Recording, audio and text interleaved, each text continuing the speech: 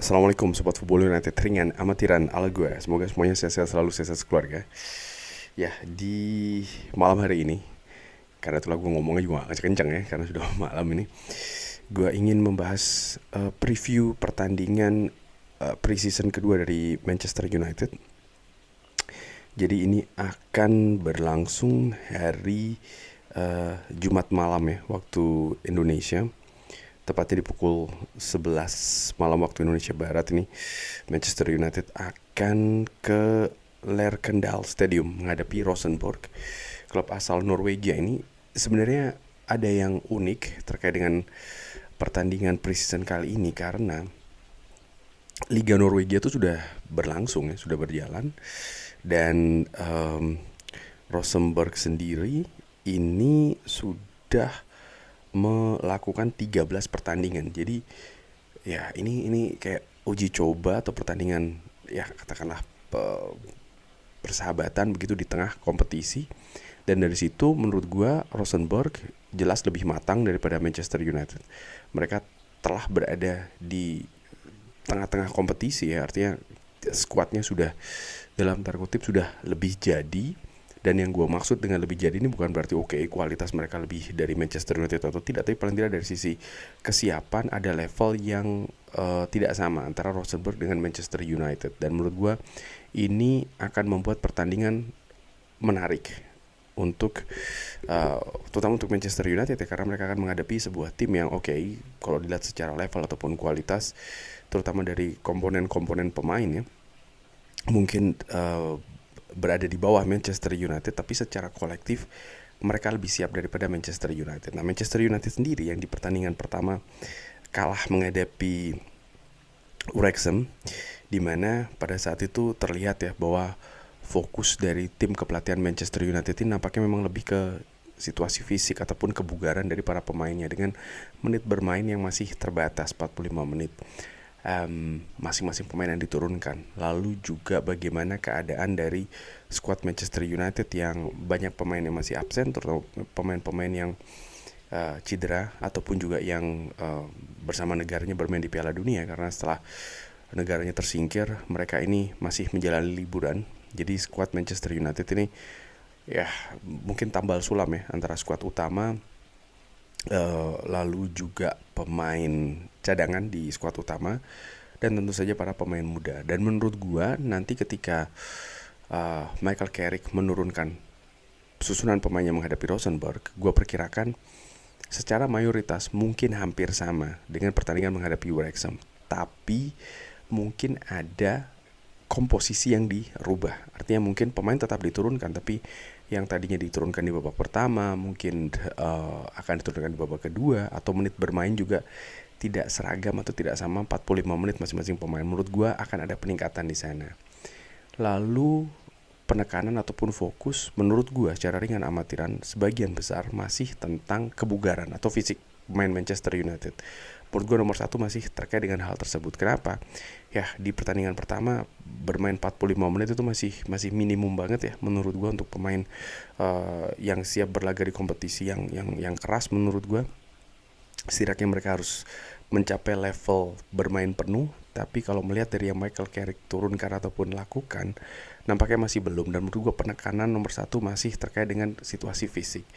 Tapi ada juga hal yang porsinya semakin besar, yaitu adalah situasi teknis. Nah, Manchester United diharapkan bisa lebih padu ya, lebih menyatu lagi.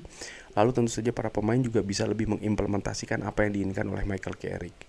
Dan menurut gua kombinasi faktor ini yang akan membuat pertandingan menghadapi Rosenborg itu menarik. Di samping juga tadi gua sebutkan di awal ya bahwa Rosenborg ini sudah menjalani kompetisi, jadi mereka lebih siap. Nah, kalau berbicara terkait dengan misalnya perkiraan susunan pemain ya antara Manchester United menghadapi Rosenborg, terutama dari sisi pemain Manchester United, ya di posisi penjaga gawang menurut gue Kardarlo masih dalam tahap persiapan, terutama dari sisi fisik. Gue nggak tahu apakah dia akan diturunkan atau tidak, tapi menurut gue Tom Heaton tetap memiliki peluang yang besar untuk diturunkan. Nah, terkait dengan posisi center back, ya di pertandingan sebelumnya Harry Maguire diturunkan bersama dengan Eden Heaven di babak pertama, tapi menurut gue mungkin akan ada perubahan ya.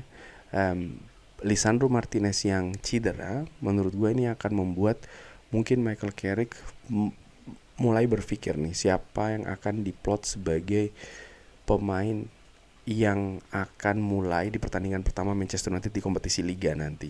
Dengan asumsi Lisandro Martinez absen, Matthijs de Ligt pun juga absen.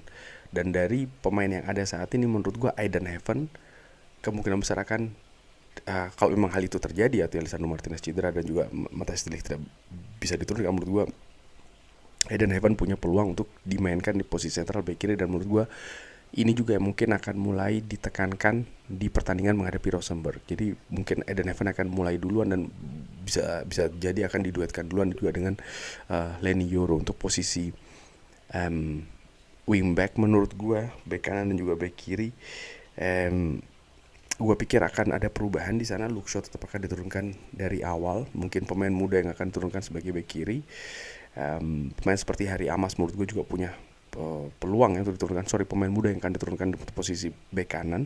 Tapi Harry Amos juga menurut gue punya peluang untuk diturunkan di sana. Nah, yang menarik juga posisi lini tengah ini ya, dimana Andre Santos bermain cukup lumayan sebenarnya ketika menghadapi Wrexham. Dan yang menarik juga bagaimana Mason Mount yang dipasang sebagai duet dari Andre Santos di pertandingan tersebut. Ada pemain muda lainnya juga yang mendapatkan menit bermain yang sedikit, tapi menurut gue pemain ini juga cukup menarik, yaitu adalah Tyler Fletcher ya. Pemain ini yang memiliki bakat besar, potensi juga besar, yang baru pulang dari Piala Dunia ini mendapatkan menit bermain yang tidak banyak di pertandingan pertama. Tapi menurut gue ada kemungkinan dia akan ditambah menit bermainnya. Apakah diturunkan dari awal? Di situ situasi tanda tanyanya. Lesi menurut gue juga punya peluang untuk diturunkan bahkan dari menit awal dengan mendorong misalnya Mbeumo ya untuk menduduki posisi striker. Bagaimana Joshua Zirkzee tampil mengecewakan ketika menghadapi Wrexham, dan kalau melihat juga bagaimana proyeksi dari Joshua Zirkzee ini kan memang nampaknya akan dilepas oleh Manchester United, sehingga mungkin penekanan untuk posisi striker dikombinasikan juga dengan bagaimana cara Joshua Zirkzee bermain di pertandingan sebelumnya. Menurut gue bisa jadi ada perubahan di sana. Dorgu menurut gue bisa jadi juga akan didorong ke penyerang sayap kiri. Dan yang menarik adalah siapa yang akan menempati posisi nomor 10 di belakang striker ya. Di pertandingan sebelumnya Jack Fletcher menempati posisi tersebut, dan menurut gue bisa saja Jack Fletcher akan diturunkan lagi ya, mungkin bertukar tempat dengan Mason Mount, itu juga merupakan sebuah kemungkinan. Nah, secara keseluruhan menurut gue masih akan ada kombinasi tentu saja dari pemain inti dan juga pemain cadangan dan juga pemain muda. Menurut gue seperti itu, dengan fokus gue ulangi lagi lebih ke situasi fisik. Nah, terkait dengan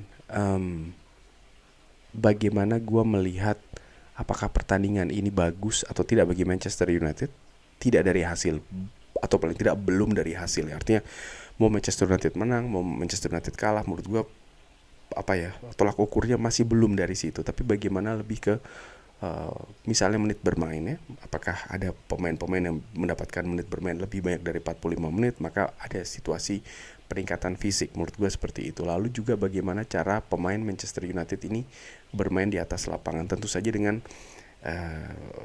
komposisi yang berbeda-beda, dengan peran yang berbeda-beda juga. Misalnya Andre Santos bagaimana dia menempati lini tengah, lalu Mason Mount juga misalnya menjadi penghubung antar lini, lalu misalnya Mbeumo bagaimana ketajamannya, juga Eden Heaven dalam situasi bertahan, dan juga build up ya, umpan-umpan progresif ke depan. Hal-hal seperti itu menurut gue yang akhirnya menurut gue ya, kalau mereka bisa memainkan dengan bagus baik secara individu dan lebih penting lagi secara kolektif, mungkin tidak secara konsisten 90 menit ya, karena ini masih pertandingan uji coba dengan banyak kondisi dan juga situasi dari masing-masing individu pemain yang tidak sama keadaannya.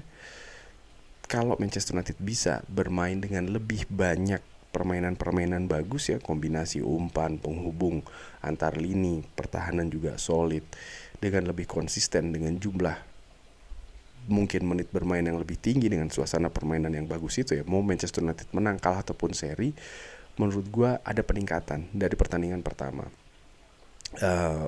Tapi kalau misalnya Manchester United menang, tapi menang juga karena misalnya ya, tapi permainan tidak berjalan dengan bagus, secara mayoritas Manchester United lebih terdominasi misalnya, ataupun ketika mereka mendominasi tapi mereka masih mengalami kebuntuan dan lain-lain, lalu faktor menit bermain dari para pemain juga masih sebagian besar 45 menit, maka mungkin peningkatan masih belum banyak nih dari pertandingan pertama. Walaupun katakanlah Manchester United menang, intinya adalah gue masih lebih melihat bukankah hasil dalam menilai tolak ukur apakah preseason menghadapi Rosenborg ini berhasil atau tidak ya di pertandingan uji coba kedua dari Manchester United.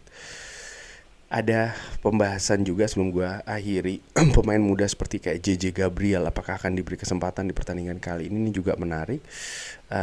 Termasuk juga apakah pemain muda dari Tottenham Hotspur, Tally Thompson ya, ini akan diturunkan di pertandingan nanti. Ini juga menurut gue menarik walaupun nampaknya kemungkinan tersebut masih belum besar bagi Taynan Thompson ini akan diturunkan di pertandingan tersebut. Tapi bagi JJ Gabriel menarik ini, akankah diturunkan di pertandingan nanti. Chido Obi juga apakah akan bermain dengan bagus di pertandingan nanti, apakah akan diberi kesempatan, ini juga menarik ya. Nama-nama pemain muda, Diego Leon pun juga seperti itu. Menurut gue ini juga menarik, pemain-pemain yang dari musim lalu nampaknya diharapkan oleh banyak fans akan berkembang, akankah diberi kesempatan dan bisa bermain dengan bagus, menunjukkan perkembangan. Bagaimana menurut Sobat Football United? Apa tolak ukur dari kesuksesan di pertandingan kedua uji coba atau preseason ini bagi Sobat Football United? Silahkan drop di kolom komen. Terima kasih sudah menyaksikan. Jangan lupa like, dan juga subscribe. Wassalamualaikum warahmatullahi wabarakatuh. Thank you.